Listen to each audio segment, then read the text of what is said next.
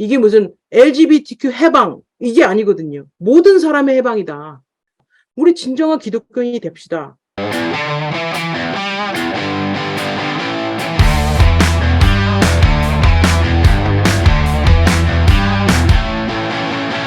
네, 만나 뵙게 돼서 반갑습니다.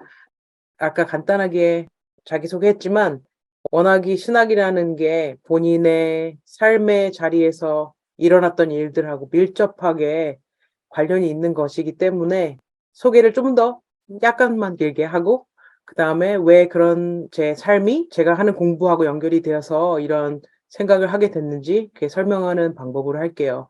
일단은 한국에서 나고 자랐으니까 다들 아시겠지만 제가 80년대, 90년대를 한국에서 보냈다고 생각하면 되는데 일단 초등학교 5학년 때부터 하나님하고 개인적으로 대화하기 시작한 것 같아요. 개인적인 대화 시간. 부모님한테 못 물어보고 친구들한테도 못 물어보고 학교 선생님들한테도 물어볼 수 없는 질문들을 사춘기 때 시작하게 된 것 같고요. 그리고 그게 또 80년대, 90년대는 동성애라는 단어조차도 굉장히 희귀한 시절이에요. 그래서 뭐 그런 게 잡지에나 잠깐 나올까? 아니면 뭐 개념도 생소하고 사람들이 알고 싶어 하지도 않고 개념도 없는 그런 때였고요. 그리고 하지만 어린 나이에도 내가 무언가 다르다. 다른 사람들과 다르다 이런 거는 알게 됐던 것 같아요. 5학년 때부터. 5, 6학년 때부터. 그래서 이 얘기는 아무한테도 못 하겠구나 하는 생각 벌써 한 것 같고 그리고 하나님한테 해야 되겠다. 그리고 여쭤봐야 되겠다. 괜찮은 건지. 이래도 되는 건가요? 뭐 이런 질문들 시작한 것 같고요. 그리고 기독교적인 가르침이 들어오게 되면서 뭐 저희 집안이 기독교 집안이 아니라 교회 뭐 썬데이 스쿨이나 이런 데 다니지 않았는데 그래도 어렴풋이 계속해서 기독교에서는 별로 안 좋아하는 것 같다. 이런 느낌을 알게 된 것 같아요. 어린 나이에도. 그리고 결국 뭐 교회를 다니면서 설교를 들으면서 고등학교까지 됐을 때는 안 되겠구나. 내가 문제가 있구나. 이런 느낌을 받게 되고 고등학교 때는 급기야는 우리 그 담임 목사님의 설교에서 바로 그 내용이 나오면서 '나는 죄인이구나. 이 죄를 해결하든지 아니면 하나님하고 이 해결해야 되는구나.' 그래서 결국은 고등학교 때는 이제 그게 수면 위로 올라온 것 같아요. 그래서 90년대에는 이제 막 나오기 시작하니까 얘기들이. 그래서 교회에서의 가르침을 이해할 수 없는 이유가 성경을 잘 모르기 때문이라고 생각했었어요. 그래서 '성경을 알아야 되겠다. 내가 성경을 모르니까 이게 무슨 죄인지 어떻게 해야 되는지 나를 모르는구나. 그 성경이 두꺼운 책이니까 좀 알아보자.' 그래서 학부를 들어가면서 전공을 정하잖아요, 한국에서는. 그런데 이제 학교 전공을 정할 때 제가 연세대학교 신학과를 나왔는데 신학과를 정했어요. 그러고 '나는 신학을 하겠다.' 왜냐하면 이 질문이 제일 중요하니까. '신학을 공부하면 이 질문에 대한 대답을 가질 수 있을 것 같다.' 그리고 제 생각에 신학이라는 건 그냥 그 성경을 공부하는 굉장히 기초적인 차원에서 생각한 거죠. '아 성경을 더 알아야 되겠다. 그러려면 신학과를 가면 되겠다.' 그리고 신학을 하고 시작했는데 아시다시피 신학교 가 보신 분들 아시다시피 들어가자마자 알게 되는 것은 성경책이 한 사람이 쓴 게 아니라는 거. 그리고 하나님이 쓴 거 바로 써 주신 것도 아니라는 거. 뭐 이런 여러 가지 성경적인 문제 어떻게 편집됐는지 어떻게 됐는지 기독교의 역사 여러 가지를 배우면서 그리고 성경 본문부터 찾았죠. 동성애에 관한 본문. 막 찾으면서 전공 선택을 잘못했구나. 왜냐하면 직접적인 대답이 없을 뿐더러 더 이상 많은 구절이 있지도 않고 구절만으로는 그 대답에 대해서 제가 그럴 만하다라고 납득을 못 했던 것 같아요. 그래서 그냥 전공을 바꿔야 되겠다. 이중 전공을 해서라도 여기서 벗어나야 되겠다. 그래서 막 뭐 경영학과 수업 듣고 취직이나 하자. 이러다가 밥도 못 먹겠다. 막 이렇게 하고 그랬던 것 같아요. 근데 4학년 때쯤에 사회윤리학을 배우고 여성신학을 배우면서 내 질문이 중요한 질문일 수도 있겠다는 생각을 했어요. 그리고 아까 여기 그 석사 과정 하시는 분들도 있으신데 저도 이제 뭐 학사 과정에서도 논문을 쓰잖아요. 그래서 무작정 그 주제를 골랐는데 윤리학 교수님이 별로 안 좋아하시더라고요. 왜냐면 자료가 없으니까. 자료가 없는데 쓰겠다고 하니까. 그래서 정말 잘 못 쓴 것 같아요. 제가 생각에는 되게 못 썼고 그리고 자료도 없었고 되게 절망적이었고 인터넷도 그렇게 잘 돼 있지 않았던 시절이었고 그래서 그냥 그렇게 졸업을 하면서 석사를 시작을 했는데 석사를 이화여대 기독교학과로 갔어요. 왜냐하면 신학하는 여학생인 게 싫어서. 근데 신학하는 사람이고 싶지 신학하는 여학생인 게 싫어서 여성 신학이 저한테 주는 자유함이 있더라고요. 그래서 내 질문을 중요하게 생각해 주는 여성 신학을 더 공부하자. 그래서 여성 신학을 제대로 공부하려면 여자들만 이렇게 가면 되겠다. 그래서 일단 이화여대 기독교학과를 가면서 또 이렇게 신학의 문이 더 열린 것 같아요. 그래서 거기서 정말 좋은 친구들, 교수님들 만나고 내 질문이 중요하다는 걸 그래도 이제 계속해서 서포트를 받게 됐어요. 그리고 미국으로 유학을 하러 오게 되고 또 새로운 신앙, 새로운 신학을 교회 문은 닫혀 있었지만 그렇게 시작된 것 같고요. 그리고 안수 과정을 중간에 저도 아까 선영번 님이 얘기하셨는데 UMC United Methodist Church in America가 되게 이렇게 아직까지도 스트러글링 하고 있고 이제 스플릿 하고 있는 상황이라서 안수 과정을 하다가 포기한 적이 있었어요. 그만두고 그냥 박사 과정을 해야 되겠다. 뭐 교회에서 안수도 안 준다는데 사람들이 그러더라고요. 아무도 안 물어보는데 그냥 받지. 그냥 안수를 받지 왜 그러냐. 근데 속이면서 받고 싶지는 않더라고요. 왜 나 자신을 속이면서 왜 여기까지 왔는데 내가 거짓말하면서 목사가 돼야 되나? 그래서 그냥 안 하고 하다가 포기하고 공부를 한 경우였고요. 그래서 이제 한국인이면서 또 퀴어이면서 기독교인이면서 또 목회를 하고 싶었던 사람으로서의 제 삶의 자리에서 이제 신학을 다시 시작한 거죠. 미국에 와서.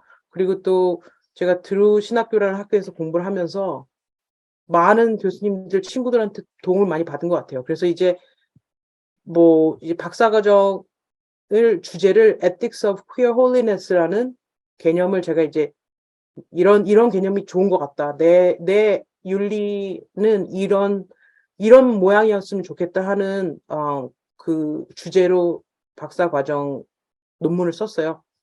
그래서 제가 오늘 잠시 소개해 드리려고 하는 그 주제가 바로 그거를 좀 간단하게 설명해서 뭔지 소개하는 시간을 그렇게 갖겠습니다. 그래서 제가 지금 쉐어 스크린 하고요.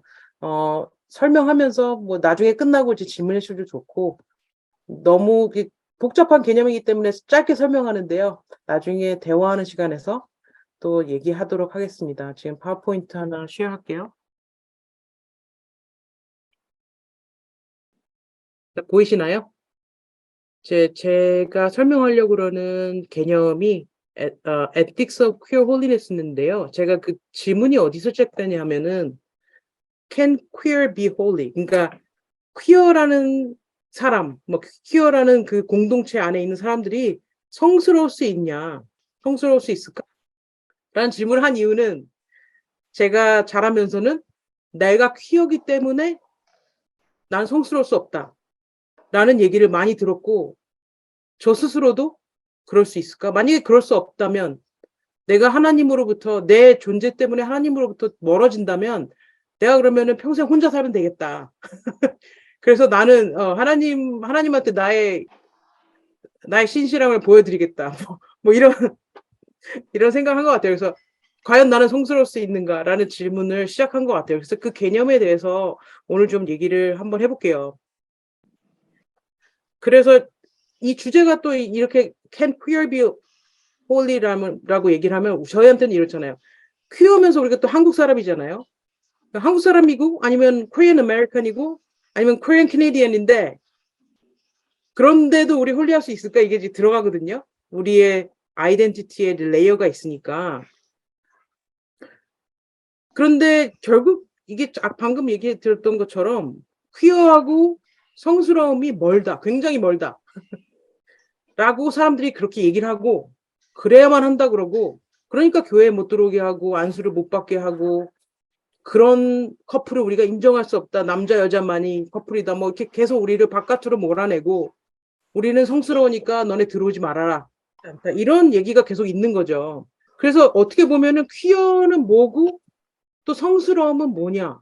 뭐 이런 얘기를 한번 해야 돼요. 그 얘기를 하려면. 그러니까 퀴어는 처음에는 이성애자가 아닌 사람들을 낮춰 부르는 말이었어요. 굉장히 나쁜 말이었는데 그거를 뭐 게이하고 똑같이 우리가 그 이름을 다시 클레임을 한 거죠. 아, 이 이름을 써서 우리는 여기에서 자존감을 더 가지고 이 말을 더 쓰면서 나는 이걸 더 만들겠다. 그런 자부심을 가진 말로 만들겠다는 우리 정체성을 드러내는 말로 만들겠다는 그 단어거든요. 그래서 철학적으로는 퀴어라는 말이 그러니까 이분법적인 사고, 듀얼리즘을 반대하는 그런 모든 것을 흑백 논리로 정하고 흑으로 된 정의된 것을 흑으로 된 흑이라는 건 나쁜 거, 막 좋은 거 나쁜 거라고 분리되는 사람들, 그러니까 성스럽지 않다고 분리되는 사람들을 정죄하고 핍박하는 그런 논리로 이제 되는 거죠. 근데 퀴어라는 거는 그거를 넘어서서 사회에서 정의를 위해서 일하는 개념의 철학적인 의미가 있거든요. 말하자면 그냥 뭐 성적 지향을 말하는 것만이 아니라 철학적으로는 이런 모든 이분법적인 사고, 그리고 그래서 강자와 약자, 성스러운 사람과 성스럽지 않은 사람으로 나눠진 사람들, 모든 사람들, 그 핍박받는 사람들을 위해서 예수님이 오셨다. 퀴어라는 거는 뭐 신학적인 개념만 아니지만 철학적인 개념이지만 그 이분법을 넘어서는 그런 개념이거든요. 그리고 성스럽다는 거는 뭐 저희 다 아시다시피 성스럽다 그러면 뭐 교회 매주 가는 사람, 아니면 11조 내는 사람, 새벽기도 나가는 사람, 금식기도 하는 사람, 뭐 이런 걸 생각할 수 있잖아요. 기도도 열심히 하고 성경도 읽고. 그렇다면은 그거에서 먼 사람들을 이제 분류할 수가 있겠죠. 근데 이제 여기서 궁금해지는 거는 그러면은 이혼을 했거나 절대 결혼을 하지 않는다고 생각했거나 뭐 그러면 뭐 바울처럼 했다고 칭찬받을 수 있겠는데, 아니면 퀴어는 뭐 독신의 은사를 받았다는 사람들 칭찬도 받죠. 근데 퀴어는 어떻게 되느냐. 그래서 이 퀴어와 성스러움 사이에서 한국 사람은 그러면은 한국 사람은 어디로 가는 거냐. 그러니까 제 질문이 이 세 가지거든요. 이 셋 중에서 이제 나오는 거거든요. 그래서 이 그림에서 보면 한국인과 성스러움, 이 다음 그림 볼게요. 그 한국인과 성스러움은 당연히 교차점이 있고, 이제 여기서 보이는 거는 한국인 중에는 퀴어는 없다. 설사 있다고 하더라도 그것은 캐나다와 미국에서 나쁜 영향을 받아가지고 걔네 때문에, 우리는 원래 없는데, 우리나라에는 없는 것들인데 헐리우드의 영향을 받아가지고 우리가 이런 지경에 이르렀다. 이렇게 하면 홀리하고 코리아는 만나는 점이 있지만 퀴어는 우리는 그걸 모릅니다. 절대 그런 사람 없습니다. 있어도 걔는 예수님을 못 만나서 그런 겁니다. 예수님만 만나면 걔 치유받는데 뭐 이런 얘기가 이렇게 계속 있는 거예요. 그러니까 저로서는 답답한 거죠. 기독교인이었고 또 목사가 되고 싶었고 또 목사가 됐고 또 하나님을 떠나지 않았는데 사람들은 그런 사람 없습니다라고 얘기를 하니까, 그래서 그러니까 이 그림에서 보는 것처럼 우리가 마치 한국인으로서 성스러움에 다가가려면 퀴어의 길을 포기하거나 아니면 성스럽기를 포기하거나, 그러니까 둘 중에 하나를 선택해야 되는 것처럼 생각을 하죠. 그래서 과거와 현재 우리가 가진 문제의 근원이 무엇일까를 한번 생각을 해보는 게 이제 제 그 질문을 하면서 하게 된 저 연구의 과정이었는데요. 이게 문제의 근원이 다양하겠지만 과거와 현재에 있어서 뭐 이유가 많이 있죠. 하지만 잠시만요. 두 가지의 근본적인 원인이 있어요. 우리에게는, 우리 코리안 아메리칸, 코리안 캐네디안, 코리아에 있는 코리안들에게는 두 가지가 있어요. 기독교와 유교입니다. 다른 것도 있겠죠, 물론. 할아버지 말씀 이런 것도 있을 텐데 이거 다 기독교와 유교인데요. 이 기독교에서는 당연히 어떻게 뭐 성경을 해석하느냐, 뭐 바이블이 이런데 어떻게 할 거냐, 뭐 컨퓨셔니즘에서는 이렇게 젠더를 다 나눠져 있고 컨퓨션 바디 폴리틱스 좀 이따가 얘기할 건데요. 이 두 가지가 근원적인 문제예요. 그래서 이거를 얘기하다 보면 이게 이제 이 차트를 보시면요, 이게 신기한 게 이게 유교의 영향을 받는 나라들이 이렇게 나와 있거든요. 컨퓨션, 하면 여기 뭐 차이나 있고 타이완 있고 사우스 코리아 있고 홍콩 있고 재팬 있고 있거든요. 근데 이 표를 보면은 이제 아래에서 위로 갈수록은 유교 전통의 영향을 받는 정도를 말하는 거예요. 그래서 아래쪽으로 갈수록 좀 더 유교의 영향을 많이 받는다. 아니면 위로 올라갈수록 좀 더 자유롭다. 그래서 여기서 보면 재팬이 제일 덜 받는 걸로 나오거든요.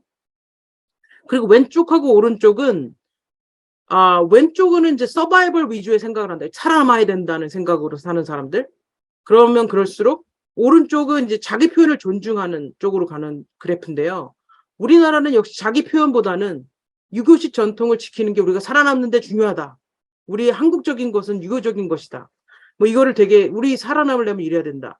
하는 게 이제 왼쪽으로도 가 있잖아요. 사우스 코리아 보면은 왼쪽이고 아래쪽에 있어요. 이 나라들 중에서도. 그래서 여기서 보면 실제 우리나라 사람들한테 유교가 종교입니까? 자기는 유교를 믿습니까? 그러면 유교는 내 종교가 아닌데요. 그래요. 왜냐하면은 유교가 처음에 기독교가 막 들어왔을 때 크리스티애니티가 들어와가지고 막 힘이 커지잖아요. 그러니까 유교도 이제 다른 종교들이 막 들어오니까 힘을 어떻게 해결해야 되는데 유교 학자들 안에서도 분파가 있어가지고 어떤 사람들이 그랬던 거예요. 어떤 한 분파에서 그럼 우리는 컨퓨시애니티를 만들자. 그래 우리도 종교다. 근데 이제 다른 사람들 한편에 있던 사람들은 우리는 종교가 아니다. 우리는 삶의 way of life지. 우리는 누구를 뭐 신이 있는 것도 아니고 우리는 우리의 삶의 방식이던 철학이다. 그러니까는 말하자면은 세계 종교가 막 들어올 때 유교는 이거를 극복하는 방법을 같이 이제 컴피티션을 하는 게 아니라 이거는 우리나라의 고유한 삶의 방식이지 뭐 유교가 내 종교가 되지 않아도 된다. 내가 유교를 가지면서 기독교인일 수도 있고 내가 유교적인 생각을 가지면서 불교인일 수도 있고 이제 그렇게 살아남은 거예요. 그래서 유교가 종교지만 종교로 본인을 규정하지 않고 그냥 필로소피로 남으면서 서바이벌이 된 거죠. 그래서 우리나라 사람들 서베이를 해보면은 어느 누구도 나는 유교 신자입니다라고 하지 않지만, 저는 기독교 신자예요. 저는 불교 신자예요. 하지만 유교 사상에 관련된 얘기를 물어보면, 부모님을 공경해야 됩니다. 나는 효녀가 되고 싶습니다. 나는 효자입니다. 효자를 칭찬합니다. 이런 모든 유교적인 사상을 부담 없이 그냥 이거는 한국적인 거라고 받아들이는 사람들이 많다는 거죠.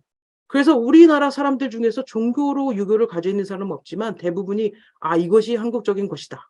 부모님을 공경하고 뭐 형제를 우애 있게 지내고 뭐 어른들을 공경하고 아이들은 보호하고 이런 생각에 공통점이 있다는 거죠. 그래서 우리 유교적 전통이 우리 생각에 미치는 영향이 굉장히 많다는 얘기를 지금 이 표에서 볼 수 있고요. 그 중에서도 제가 오늘 얘기하고 싶은 거는 컨퓨전 바디 폴리틱스라는 건데 말하자면은 컨퓨셔니즘 우리 다 알잖아요. 우리의 몸에 대해서 어떤 이해를 가지고 있는가를 말하는 거예요. 말하자면 뭐 수신제가 치국평천하 이런 얘기도 있고 부모님이 주신 몸이다. 우리 소중히 해야 된다. 뭐 이런 얘기도 있고 우리의 개인적인 몸이 갖는 의미가 우리 가족 구조 안에서의 몸의 의미하고 굉장히 밀접한 관계가 있다는 거예요. 말하자면 우리 몸의 존재의 가치가 우리 가족 구조 안에서 의미를 찾는다는 거죠. 말하자면 결혼을 하느냐 마느냐 이게 개인의 선택이기도 한데 또 집안의 문제죠. 그리고 또 대를 잇느냐 마느냐도 내 문제인데 내 몸으로 낳는 아이인데 또 집안의 문제이기도 하고요.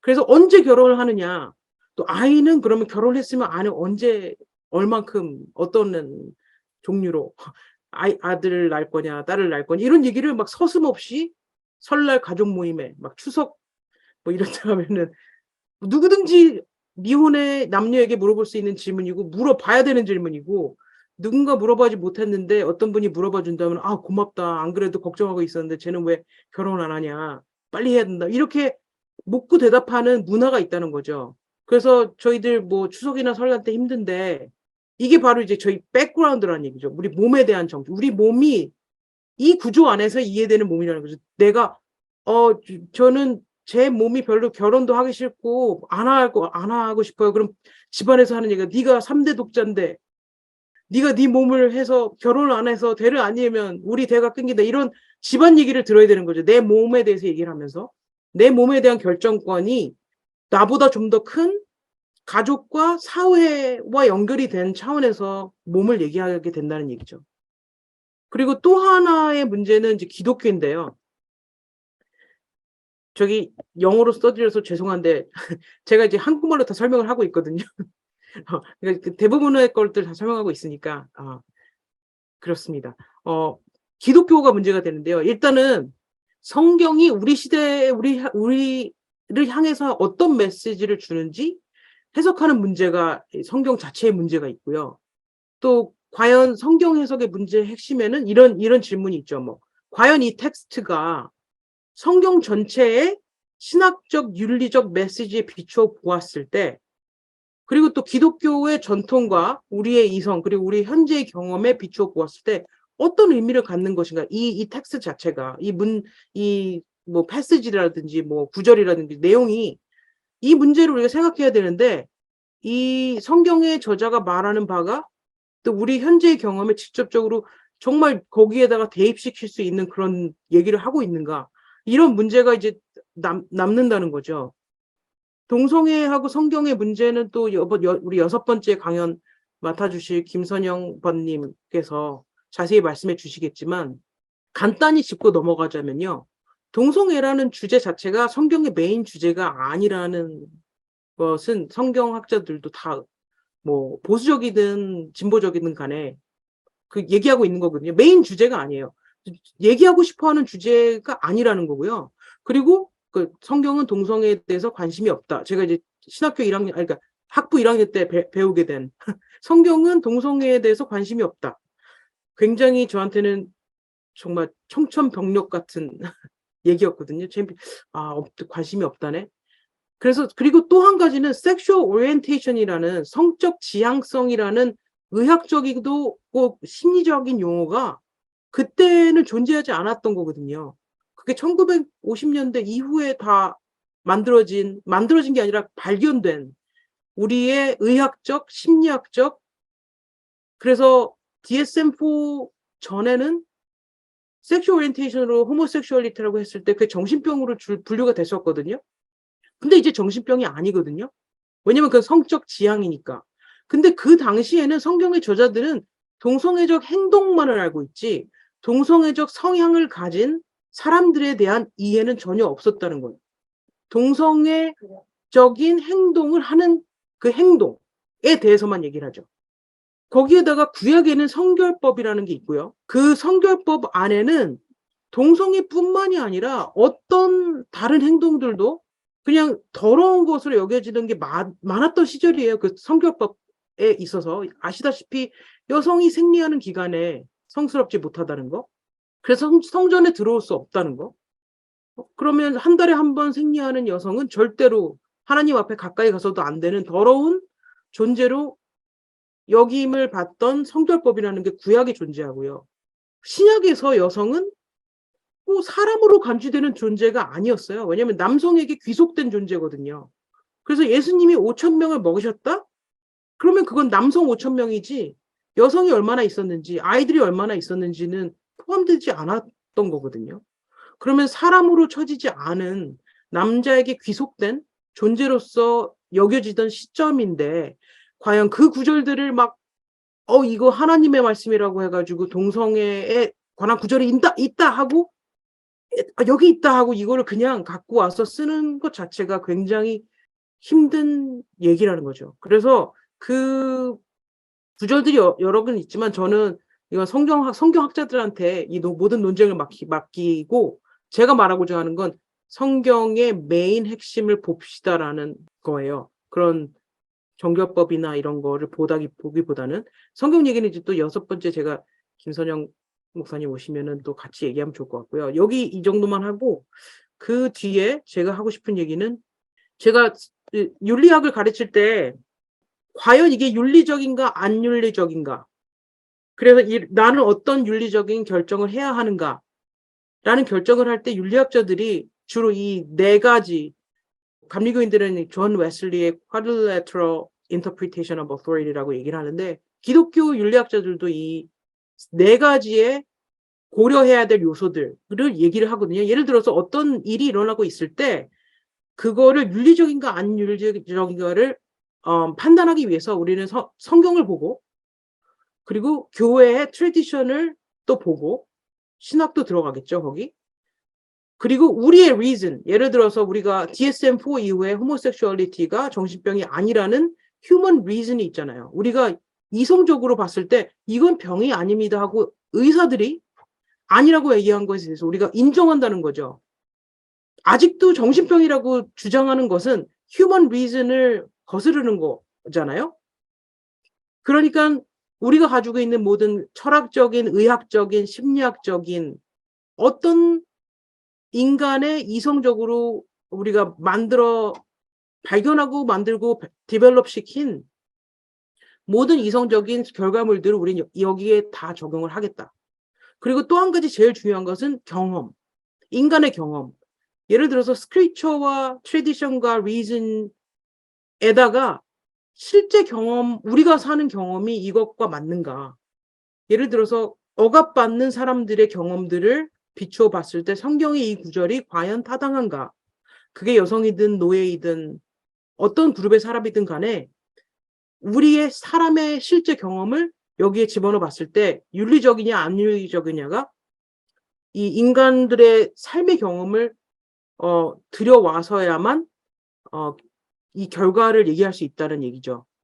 그래서 이 네 가지가 이제 네 기둥이라고 저희가 설명을 하는데 이게 윤리에서 제일 중요한 네 기둥이에요.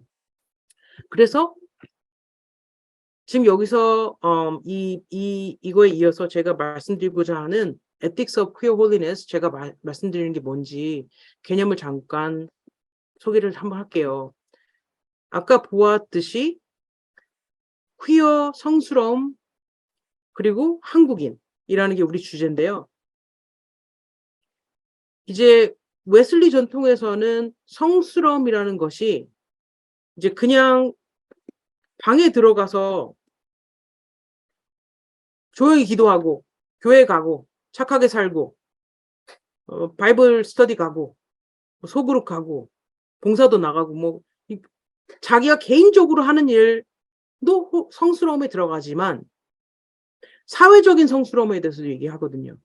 어떤 그룹이 억압을 받고 있을 때, 핍박을 받고 있을 때, 억울하게 억눌림을 당하고 있을 때 거기에 나가서 그 정의를 위해서 싸우는 그 싸움이 성스럽다는 얘기예요. 그러니까 성스러움이 단지 내가 기도하고 성경 읽고 손 모아 기도하고 깨끗하게 만들고 내 안팎을 하는 것뿐만이 아니라 사회에서 시끄러운 일이 있고 사람들이 핍박받고 어떤 그룹의 사람들이 굉장히 차별받고 이러면 그 차별의 현장에 가서 아닙니다라고 얘기하는 그 행동 자체가 성스럽다는 거거든요.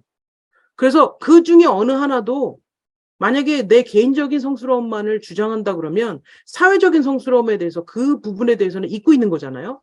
그러니까 웨슬리는 이 두 가지를 다 하는 것이 성스러움이다 라고 얘기를 하고 있는 부분을 제가 이제 공부를 하면서 이게 바로 성스러움인데 역사적으로 소외되었거나 여성이나 가난한 자들, 노예들 이런 문제를 무시하면서 과연 성스러움을 말하는 게 가능하냐.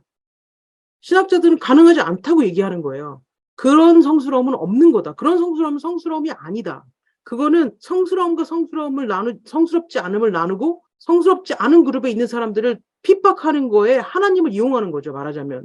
그래서 여기에 제가 생각한 건 성스러움이라는 개념이 퀴어의 사회 정의를 향한 외침을 포용하는 정말 그 큰 개념의 퀴어, 그러니까 성적 지향성만이 아닌 퀴어라는 것은 이 이분법을 나는 지향한다 라는 그 개념을 포용하는 큰 개념의 성스러움을 진정한 성스러움이라고 얘기하려고 하는 거예요. 우리가 진짜 성스러움이라는 것은 교회 잘 나가는 것만이 아니다. 어떤 사람이 울고 있을 때 가서 왜 웁니까 물어보고 그게 만약에 사회 정의가 구현되지 않아서 울고 있는 거라면 예수님처럼 다가가서 뭡니까? 이유가 뭡니까? 나도 한번 그러면 그 문제를 당신과 같이 해결해 보겠습니다 라고 말하는 게 성스러움의 그 기본 골자라는 얘기를 하는 얘기라는 게 그걸 발견하게 된 거예요. 그래서 너무 반가웠어요. 왜냐면 내가 생각하는 홀리라는 개념이 그냥 홀리가 아니구나. 내가 정말 뭔가를 위해서 하나님을 위해서 투쟁할 때 그 투쟁 안에 하나님이 계시고 그게 성스러운 거구나. 그래서 이제 제가 뭐 이제 그 논문을 쓸 때는 되게 스페시픽하게 가야 되고 어떤 얘기를 하는지를 정확한 그 그룹의 사람들을 배경으로 얘기해야 되니까 저는 이제 코리안 아메리칸들이 어떻게 살아왔는가, 그들의 뭐 그 히스토리가 어떻게 되는가 이런 것들을 좀 이렇게 얘기를 하면서 공부를 해보면서 알게 된 게 재미있는 상황이 있었어요. 뭐냐면 코리안 아메리칸 아이덴티티라는 그 아이덴티티 자체가, 그리고 코리안 아메리칸이 75%가 미국에 오면서 기독교인이거든요. 그게 알게 모르게 그냥 기독교인이 되는 거예요. 왜냐하면 기독교 교회에 가야 한국인들을 만나니까, 한국 음식을 먹으니까, 아이들을 키우는 정보를 얻을 수 있으니까. 뭐 한국에서 굳이 교회 안 다녔지만 미국에 오는 순간 교회를 가는 게 당연하게 되는 거거든요. 그러니까 코리안 아메리칸 크리스천 아이덴티티는 굉장히 독특한 아이덴티티를 가지고 있어요. 아마 캐나다도 마찬가지일 텐데요. 그 역사를 공부해 보니까 1884년에서 1902년까지는 예를 들어서 컨피션 아이덴티티하고, 그러니까 유교적인 사상하고 기독교가 만나면서 기독교가 이제 유교적인 거를 타파하기 시작했죠. 그래서 여성들이 막 이렇게 힘도 얻고 나가서 전도부인도 하고 막 그 힘을 얻는 시기가 있었고요. 그리고 이민자들이 보트를 타고 오면서 1902년에 오면서 그 배 안에서 기독교인들이 막 된 거예요. 한 달 넘게 오면서. 그리고 그 다음에 1910년부터 45년까지 보면 그때 우리나라가 나라를 잃었잖아요. 근데 이제 코리안 아메리카는 미국에 있는 한국인들인 거예요. 그래서 한국인이라는 정체성을 자기네 정체성 안에 가지고 35년을 여기서 견딘 거죠. 그래서 뭐 독립운동도 도운 분들도 있고 되게 여러 가지 연결이 있더라고요. 그리고 그 이후에 1965년 이후에 또 오신 분들이 있는데, 제가 이제 코리안 아메리칸 그를 배경으로 한 분들한테 얘기를 하니까 이 얘기를 하는 거죠. 제 얘기는 코리안 아메리칸 아이덴티티 안에 굉장한 힘이 있다. 말하자면 그 모든 시절을 겪어내고 이겨내고 살아낸 그 힘이 있고, 뭐 LA 폭동도 겪어내고 레이시즘도 겪고 어려운 생활하면서 이렇게 하나님 믿고 열심으로 살고 뭐 남들도 돕고 선교도 나가고, 뭐 교인들 진짜로 열심히 살거든요. 뭐 아침에 6시에 출근하셔야 되는데 또 5시에 와서 새벽기도 하시고 성스럽게 살려고 노력을 하시는데, 이 퀴어 없는 한국인들, 그러니까 이거는 그냥 퀴어는 예일 뿐이지만 이혼한 분들도 마찬가지고요. 뭐 일단은 우리가 생각하는 정상적인 가정을 이루지 않은 분들은 교회에 오기 힘들어요. 교회 오시면 많은 핍박이 아니라 그냥 소외되는 느낌을 받을 거예요. 근데 제가 느끼기에는 한국 교회에 제가 19년을 있었는데 너무 사랑스러운 분들인데 교회에서 그 퀴어에 대한 홀리네스에 대한 개념을 가르쳐 주지 않기 때문에 이렇게 하면 성스럽다고 배우는 것들이 있잖아요. 그 안에 퀴어 한국인들은 절대 없죠. 그거는 큰일 나는 걸로 배우기 때문에 일단은 소외시키는 것부터 배우는 거예요. 그러니까 성스럽지 않은 그룹을 소외시키는 것이 마냥 그 본인들이 성스러움을 유지하는 것처럼 배우기 때문에 실제로 나가서 정의를 외치는 사람들이 마치 중요한 일이 아닌 것 같은 생각을 교인들한테 갖게 하는 거죠. 그래서 LGBTQ를 억셉트하지 못하시는 교인들을 볼 때 저는 마음이 아프지 화가 나지 않아요. 왜냐하면 그거는 교회와 목사가 그분들에게 제대로 된 정보를 주지 않았기 때문에 그분들이 제대로 된 크리스천이 되는 걸 몰라서 무서워하고 호모포비아가 진짜 있는 거죠. 정말로 저 사람들이 내 애를 그렇게 바꾸면 어떡하나. 내 애가 영향을 받아서 그런가 보다. 내 애가 레즈비언이라고 그러는데 게이라고 그러는데 큰일 났다. 그리고 숨기고 교회에서 쉬쉬하고 그러면서 제가 본 것만 해도 LGBTQ 2세 아이들, 청소년기 아이들 고통 많이 받거든요. 그리고 교회를 떠나고 어떤 아이들은 자살까지도 합니다. 왜냐하면 한국 이민 사회에서 교회가 주는 의미가 너무 커요. 그 아이들한테 교회를 떠나라 그러면 집을 떠나는 거예요. 그냥 너 나가라고 하는 거예요. 아무 데도 갈 데가 없어요. 걔네들은 미국 애들 영어를 잘한다고 해도 미국 애들한테 가서 그 홈이라는 느낌을 갖지 않거든요. 근데 한국 교회에서 자랐는데 이민 교회에서 평생을 자랐는데 내가 퀴어임을 알게 되는 순간 나는 내쳐진다. 그러면서 정체성의 혼란이 오고 결국은 목숨을 끊는 아이들이 있는데 죽은 다음에조차도 부모님들이 그게 LGBTQ 문제 때문에 죽었다고 얘기하지 않아요. 그냥 디프레션이 있었다. 그냥 우울했다. 절대로 그게 LGBTQ와 관련된 문제라고 얘기하지 않습니다. 근데 제가 볼 때는 저 한국 교인들, 한국에 있는 한국 교인들이나 미국에 있는 한국 교인들이나 정말 열심히 하시거든요. 정말 열심히. 정말로 열심히라고 하면은 한국 교인들 따라갈 사람은 없을 것 같아요. 그런데 제가 생각하기에는 이 퀴어 홀리네스라는, 에틱스 오브 퀴어 홀리네스라는 건 제가 말씀드리고 싶은 건 우리 진짜 성스러웁시다 이 얘기거든요. 성스럽게 삽시다. 성스러운 것이 어떤 건지 신학적으로 한번 얘기해 봅시다. 저는 그냥 LGBTQ를 뭐 인정해 주세요라는 얘기가 아니고요. 우리가 진정한 기독교인이 되기 위해서는 LGBTQ 문제뿐만 아니라 사회적으로 소외당하는 모든 계층에 대한 그 마음이 예수님의 마음 같아야 된다는 얘기거든요. 그래서 제가 에틱스 오브 퀴어 홀리네스를 계속 얘기하면서 하고 싶은 얘기는 우리를 성스러운 그룹에 끼워주세요 라는 얘기가 아니라는 겁니다. 제가 말하는 건 우리가 생각하는 성스러움의 개념을 넓게 정말 진정한 의미로 생각하면 LGBTQ 문제는 그 안에 하나의 문제일 뿐이고요. 그 이후에 보이는 세계는 아마도 억압당한 모든 사람들이 보이게 될 거예요. 그렇기 때문에 이거는 그냥 우리 LGBTQ 끼워주세요. 목사 안수도 주시고 결혼도 하게 해주시고 교회 안에서 결혼하게 해주시고 이런 모든 성스러운 걸 다 누리게 해주세요라는 얘기가 아니라 우리 진정한 기독교인이 됩시다. 진정한 기독교인이 되면 성스러워지면 LGBTQ 문제는 단지 하나의 문제일 뿐입니다. 그리고 우리가 더 큰 일을 할 수 있고 이 열심으로 하나님을 더 크게 섬길 수 있고 정말 평화와 정의가 공존하고 예수님이 원하는 세상을 만들 수 있습니다. 뭐 이런 얘기를 Ethics of Queer Holiness에서 하고 싶은 거예요. 그래서 저희 교인들한테도 유나이티드 메소디스트 처치가 이번에 5월 달에 뭐 사람들은 스플릿 됐다고 하지만 나눠졌다고 하지만 전 나눠졌다고 생각하지 않고요. 교회가 나아가야 할 방향을 정했는데 나가는 방향에 반대하는 분들이 나간 거예요. 왜냐하면 우리 교회가 유나이티드 메소디스트 처치가 이런 교회입니다. 이런 사람들입니다라는 정체성에 있어서 누구도 차별하지 않는 교회입니다. 어떤 그룹도 차별하지 않습니다라는 거가 우리의 근본적인 정체성이고 그 정체성에 반대하는 분들은 우리는 퀴어는 차별하겠습니다. 그거는 하나님이 나한테 차별하라고 했습니다. 하는 분들이 나가신 거예요. 그러니까 교회의 정체성을 더 확립하는데 한 발짝 하나님 곁으로 더 왔다. 저는 얘기하고 교인들한테도 우리 교회는 갈라지지 않았습니다.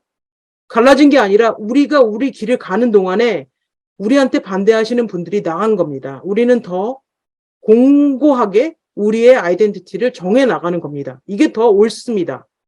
라고 얘기하니까 교인들이 훨씬 좋아하시더라고요. 왜냐하면 나눠졌다, 이혼했다, 뭐 이렇게 하면 그렇게 하면 굉장히 뭔가가 깨지는 것 같잖아요. 근데 사실 그게 아니거든요. 우리는 더 강해집니다. 그리고 우리가 여태까지 소외했던 사람들까지 끌어안습니다. 그런 유나이티드 메소디스트 처치가 될 겁니다라고 얘기하니까 교인들이 그렇게 갑시다. 그러면 우리가 뭐 교회가 깨지는 게 아니라면 좋습니다 하는 분들이 더 많고요.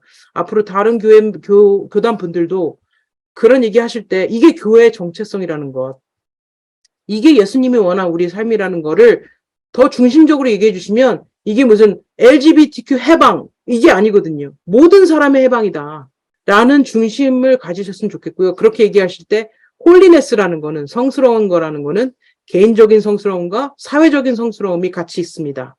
사회적인 성스러움을 말하지 않는 성스러움은 우리가 말하는 성스러움이 아닙니다. 라고 얘기하실 수 있었으면 좋겠습니다. 그래서 이게 제가 소개하고 싶은 개념이고요. 이제 또 이 얘기 나누시면서 질문해 주시고 같이 좋은 시간, 얘기하는 시간 나눴으면 좋겠습니다. 네, 여기서 마치겠습니다.